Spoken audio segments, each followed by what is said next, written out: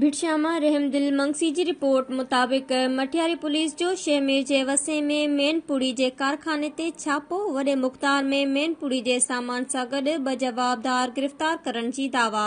गिरफ़्तार थियलनि वटां सवनि जे तादाद में मोबाइल जूं सिमूं हथ। मटियारी पुलिस पारां शेमेर जे वसे में मेनपुड़ी जे कारखाने ते छापो। पुलिस पारां वॾे मुक़दार में मेनपुड़ी जे सामान सां 2 जवाबदार गिरफ़्तार करण जी दावा कई वई आहे, जिन वटां सवनि जे तादाद में मोबाइल जूं सिमूं हथ कयूं वयूं आहिनि। SHO मटियारी ज़ुल्फ़कार ओढाणो मूजिबि ॻुझे इतला ते मटियारी वेझो शेमेर जे वसे में मंशियात मेनपुड़ी गुटके जी फैक्ट्री ते कार्रवाई करे वॾे तइदाद में मंशियात मेनपुड़ी गुटके में इस्तेमाल थींदड़ मटीरियल सां गॾु हिकमत अमली सां 2 जवाबदारनि शिराज ऐं अरशद मेमन खे गिरफ़्तार कयो वियो आहे, जिन वटां सवें मोबाइल जूं सिमूं पिणु हथ कयूं वयूं आहिनि। पुलिस पारां वधीक जाच जो अमल जारी आहे।